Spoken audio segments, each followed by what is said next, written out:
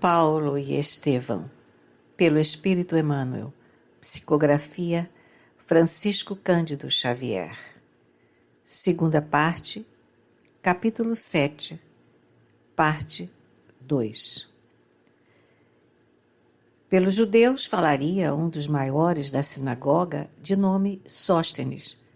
Mas como não aparecesse o representante da igreja de Corinto para a defesa do apóstolo, a autoridade reclamou o cumprimento da medida sem perda de tempo. Paulo de Tarso, muito surpreendido, rogava intimamente a Jesus fosse o patrono de sua casa, quando se destacou um homem que se prontificava a depor em nome da igreja. Era Tito Justo, o romano generoso que não desprezava o ensejo do testemunho. Verificou-se então um fato inesperado. Os gregos da Assembleia prorromperam em frenéticos aplausos. Júnio Gálio determinou que os acusadores iniciassem as declarações públicas necessárias. Sóstenes entrou a falar com grande aprovação dos judeus presentes. Acusava Paulo de blasfemo, desertor da lei, feiticeiro. Referiu-se ao seu passado acrimoniosamente. Contou que os próprios parentes o haviam abandonado.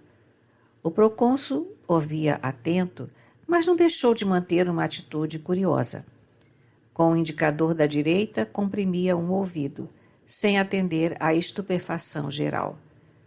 O maioral da sinagoga, no entanto, desconcertava-se com aquele gesto. Terminando o libelo apaixonado quanto injusto, Sóstenes interrogou o administrador da Acaia relativamente à sua atitude, que exigia um esclarecimento, a fim de não ser tomada por desconsideração. Gálio, porém, muito calmo, respondeu fazendo humorismo. Suponho não estar aqui para dar satisfação de meus atos pessoais, e sim para atender aos imperativos da justiça. Mas, em obediência ao Código da Fraternidade Humana, declaro que, a meu ver, todo administrador ou juiz em causa alheia deverá reservar um ouvido para a acusação e o outro para a defesa. Enquanto os judeus franziam o sobrecenho extremamente confundidos, os coríntios riam gostosamente. O próprio Paulo achou muita graça na confissão do procônsul, sem poder disfarçar o sorriso bom que lhe iluminou repentinamente a fisionomia. Passado o incidente humorístico, Tito Justo aproximou-se e falou sucintamente da missão do apóstolo. Suas palavras obedeciam a largo sopro de inspiração e beleza espiritual. Júnio Gálio, ouvindo a história do convertido de Damasco, dos lábios de um compatrício, mostrou-se muito impressionado e comovido. De quando em vez, os gregos prorrompiam em exclamações de aplauso e contentamento. Os israelitas compreenderam que perdiam terreno de momento a momento. Ao fim dos trabalhos, o chefe político da Acaia tomou a palavra para concluir que não havia crime algum no discípulo do Evangelho, que os judeus deviam, antes de qualquer acusação injusta, examinar a obra generosa da igreja de Corinto, porquanto, na sua opinião, não havia agravo dos princípios israelitas, que a só controvérsia de palavras não justificava violências, concluindo pela frivolidade das acusações e declarando não desejar a função de juiz em assunto daquela natureza. Cada conclusão formulada era ruidosamente aplaudida pelos coríntios. Quando Júnio Gálio declarou que Paulo devia considerar-se em plena liberdade, os aplausos atingiram ao delírio. A autoridade recomendou que a retirada se fizesse em ordem, mas os gregos aguardaram a descida de Sóstenes e, quando surgiu a figura solene do mestre, atacaram sem piedade. Estabelecido enorme tumulto na escada longa que separava o tribunal da via pública, Tito Justo acercou-se aflito do procônsul e pediu que interviesse.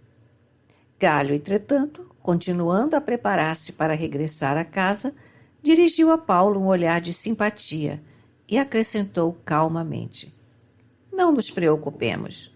Os judeus estão muito habituados a esses tumultos. Se eu, como juiz, resguardei um ouvido, parece-me que Sóstenes deveria resguardar o corpo inteiro, na qualidade de acusador.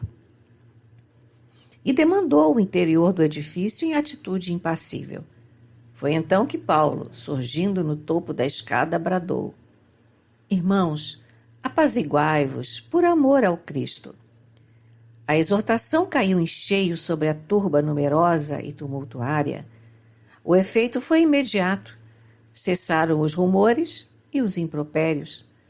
Os últimos contendores paralisaram os braços inquietos.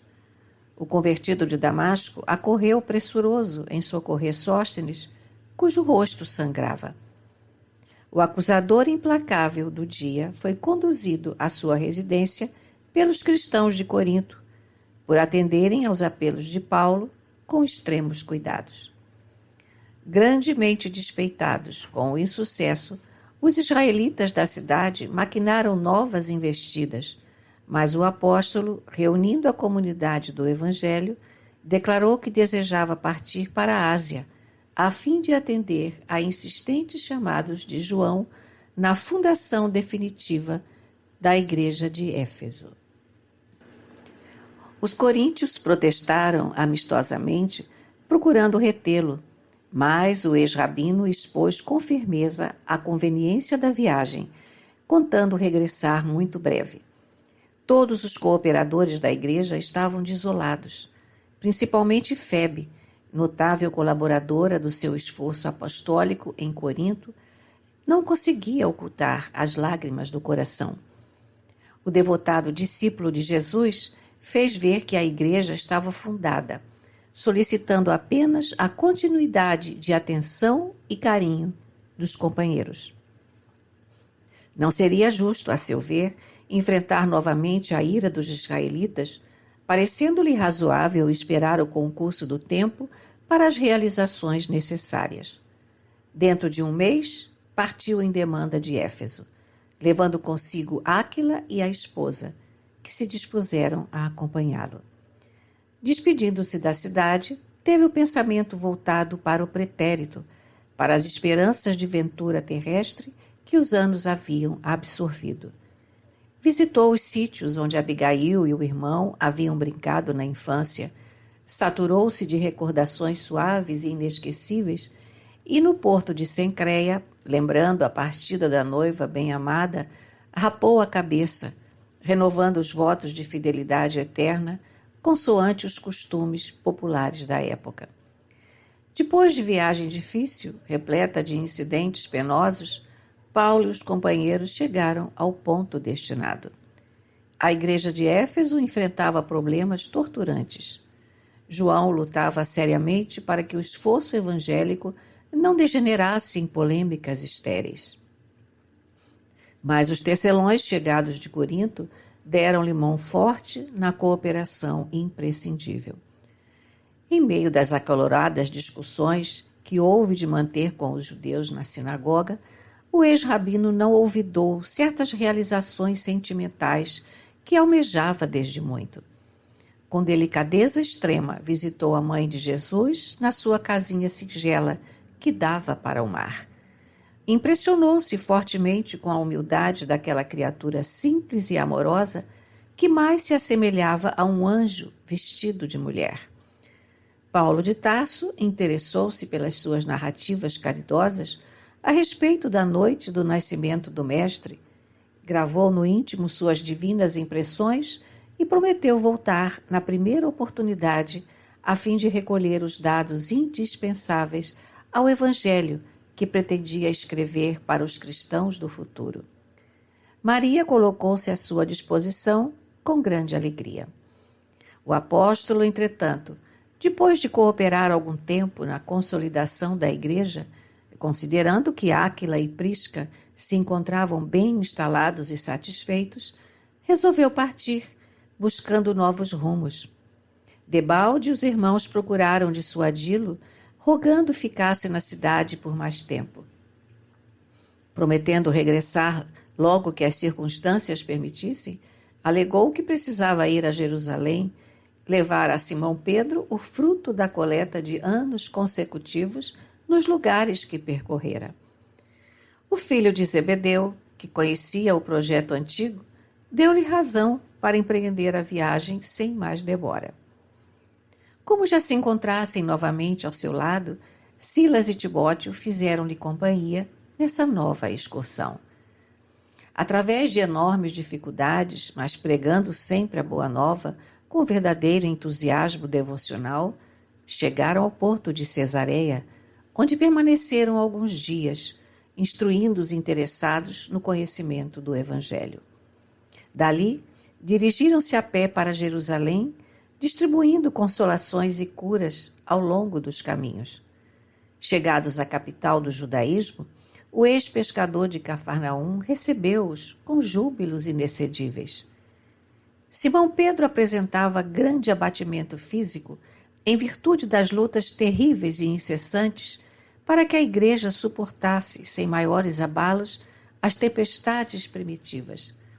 Seus olhos, porém, guardavam a mesma serenidade característica dos discípulos fiéis. Paulo entregou-lhe alegremente a pequena fortuna, cuja aplicação iria assegurar maior independência à instituição de Jerusalém para o desenvolvimento justo da obra do Cristo. Pedro agradeceu comovido e abraçou-o com lágrimas. Os pobres, os órfãos, os velhos desamparados e os convalescentes teriam doravante uma escola abençoada de trabalho santificante. Pedro notou que o ex-rabino também estava alquebrado de corpo, muito magro, muito pálido, cabelos já grisalhos, tudo nele denunciava a intensidade das lutas empenhadas. As mãos e o rosto estavam cheios de cicatrizes. O ex-pescador, diante do que via, falou-lhe com entusiasmo das suas epístolas, que se espalhavam por todas as igrejas, lidas com avidez. Profundamente experimentada em problemas de ordem espiritual, alegou a convicção de que aquelas cartas provinham de uma inspiração direta do Mestre Divino, observação que Paulo de Tarso recebeu comovidíssimo, dada a espontaneidade do companheiro. Além disso, acrescentava Simão prazerosamente, não podia haver elemento educativo de tão elevado alcance quanto aquele. Conhecia cristãos da Palestina que guardavam cópias numerosas da mensagem aos Tessalonicenses. As igrejas de Jope e Antipátres, por exemplo, comentavam as epístolas frase por frase. O ex-rabino sentiu imenso conforto para prosseguir na luta redentora. Após alguns dias, demandou Antioquia, junto dos discípulos. Descansou algum tempo junto dos companheiros bem-amados, mas sua poderosa capacidade de trabalho não permitia maiores intermitências de repouso. Nessa época, não passava semana que não recebesse representações de diversas igrejas dos pontos mais distantes. Antioquia de Pisídia sumariava dificuldades.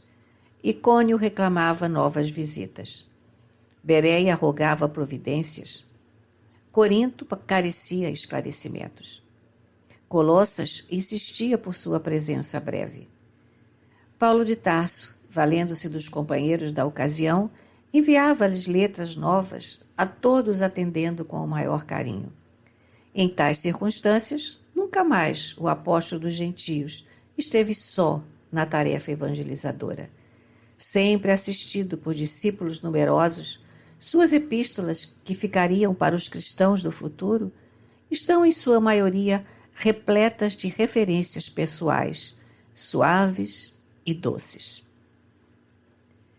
Terminando o estágio em Antioquia, voltou ao berço natal, aí falando das verdades eternas e conseguindo despertar grande número de tarcenses para as realidades do Evangelho. Em seguida, internou-se de novo pelas alturas do Tauro, visitou as comunidades de toda a Galácia e Frígia, levantando o ânimo dos companheiros de fé, no que empregou elevada percentagem de tempo.